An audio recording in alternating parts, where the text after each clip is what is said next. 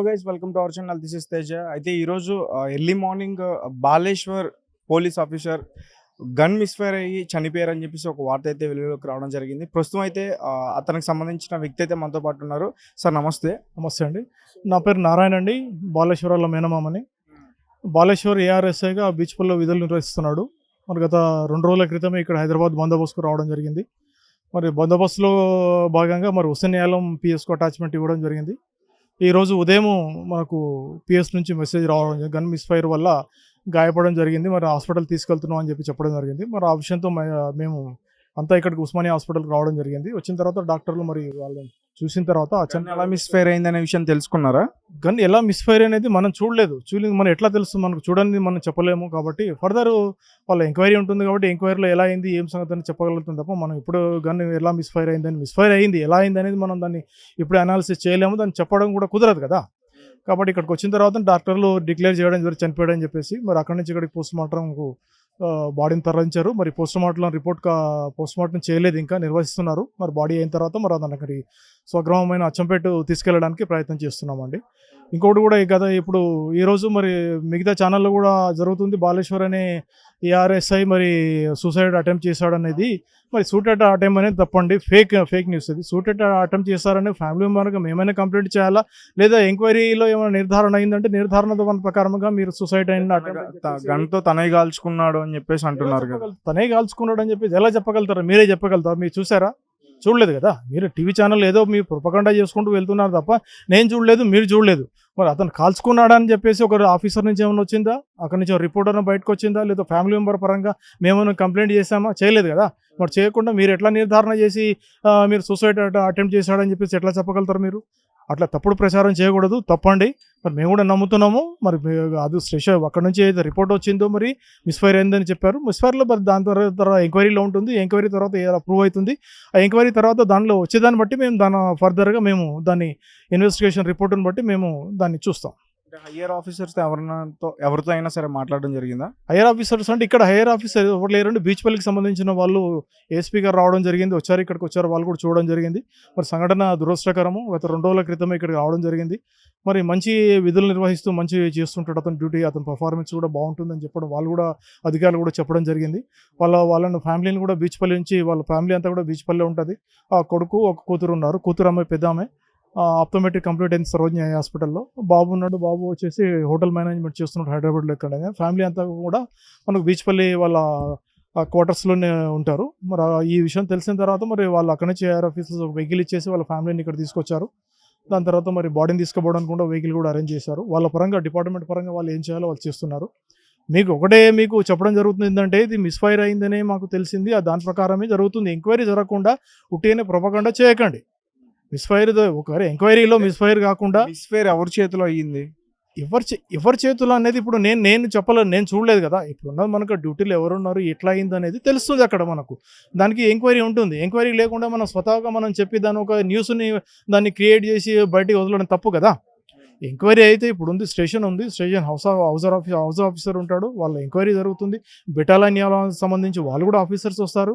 వచ్చిన తర్వాత ఎంక్వైరీ జరుగుతుంది. ఎంక్వైరీ అయిన తర్వాత మనం దాని పూర్తి రిపోర్ట్ చూసిన తర్వాత ఏమైంది, ఏం సంగతి, దాని తర్వాత మేము ఎట్లా రియాక్ట్ కావాలన్నది రిపోర్ట్ని బట్టి మేము రియాక్ట్ ఏమైంది, ఏం సంగతి అని. ఇప్పటికైతే మేమైతే దాన్ని మిస్ఫైర్ వల్లనే గాయపడడం జరిగింది. ఆ గాయం ద్వారా ఇతను చనిపోవడం అని చెప్పేసి నిర్ధారణ అయింది. ఇప్పుడు వాళ్ళ డాక్టర్ రిపోర్ట్ కూడా ఇచ్చారు వాళ్ళు. దాని ప్రకారమే అనుకుంటున్నాం. సర్వీస్ ఎన్ని ఇయర్స్ ఎక్స్పీరియన్స్ ఉందా? 28 ఇయర్స్, 28 సంవత్సరాలు. 95లో అతను బెటాలియన్లో చేరడం జరిగింది. ఇప్పుడు కూడా ఏఆర్ఎస్ఐగా పనిచేస్తూ దురదృష్టకరం ఈరోజు అతను మిస్ఫైర్లో చనిపోవడం జరిగింది. అయితే మీ ఫ్యామిలీ మెంబర్స్ ఎవరికి కూడా ఎటువంటి అనుమానాలు అయితే లేవు? మా ఫ్యామిలీ పరంగా ఎట్లాంటి అనుమానాలు లేవండి. మాకు కానీ, మా ఫ్యామిలీకి కానీ, వాళ్ళ పిల్లలకు కానీ, వాళ్ళ ఫ్యామిలీకి కానీ, మా ఫ్యామిలీకి కానీ, మా ఫ్యామిలీలో ఎవరికి కూడా ఎలాంటి అనుమానాలు లేవండి. ఎక్కడైతే న్యూస్ అయితే స్ప్రెడ్ అవుతుందో ఆ న్యూస్కి మేము జరుగుతుంది ఒకటే, అంత కూడా ఫేక్ అండి. దాన్ని ఏదైతే ఉన్నదో మనం రిపోర్ట్ తర్వాత, ఇప్పుడు ఎంక్వైరీ తర్వాత ఏదో ప్రూవ్ అవుతుందో దాన్ని మనం నిర్ధారణ చేసుకోవాలి. ఏ నిర్ధారణ లేకుండా ఉంటే మేము చెప్పాలి. ఇప్పుడు మేము ఫ్యామిలీ మెంబర్స్గా ఒక విషయం ఏంది, ఇది కాదండి ఇట్లా అయిందని చెప్పి మేము చెప్పాలా. మరి అదేంటి మీరు తెలుసుకోకుండా ఒకటిగానే న్యూస్ స్ప్రెడ్ చేసి ఒక రకమైన క్రియేట్ చేస్తున్నారు, అది తప్పు. మా ఫ్యామిలీ పరంగా చెప్తున్నాం, ఇదంతా ఫేక్ న్యూస్ అండి. ఒకటి మిస్‌ఫైర్ వల్ల జరుగుతుంది. ఎంక్వైరీ వస్తుంది. ఎంక్వైరీ తర్వాత ఎంక్వైరీలో ఏమొస్తుంది, రిపోర్ట్ ఏమొస్తుంది దాని ప్రకారంగా ఫర్దర్‌గా మేము ప్రొసీడ్ అవుతాం. తోటి ఉద్యోగస్తులతో ఏమైనా మాట్లాడడం జరిగిందా? తోటి ఉద్యోగస్తులు అంటే ఒక బెటాలియన్ కదా! వాళ్ళు కూడా చెప్పారు. మిస్‌ఫైర్ అయిందని వాళ్ళు ఒక ఇద్దరు ఎంప్లాయీస్ వచ్చారు. వాళ్ళు కూడా మిస్‌ఫైర్ వల్లనే ఇది జరిగింది. దాని ప్రకారం వాళ్ళే ఇప్పుడు అక్కడ ఉన్న ఆఫీసర్స్‌కు వాళ్ళు ఇంటిమేట్ చేశారు. ఫర్దర్‌గా అంబులెన్స్ తీసుకొచ్చి ఇక్కడ తీసుకొచ్చారు. అదే టైంకు. ఆ టైంలో ఇక్కడ మా డాక్టర్ గారు చూసిన తర్వాత డిక్లేర్ చేశారు వాళ్ళు చనిపోవడం అనేది.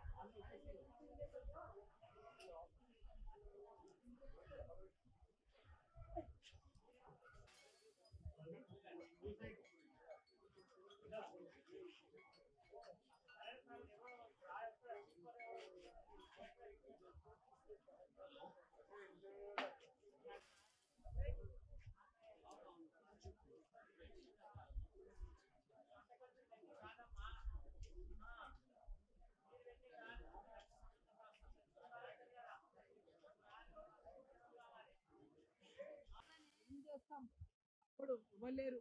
అమ్మ వదిలేసిపోయింది, తమ్ముడు వదిలేసిండు, అన్న వదిలేసిండు, అందరూ వదిలేసిపోయింది. ఇప్పుడు నేను ఏం చేయాలి? ఇప్పుడు నేను ఏం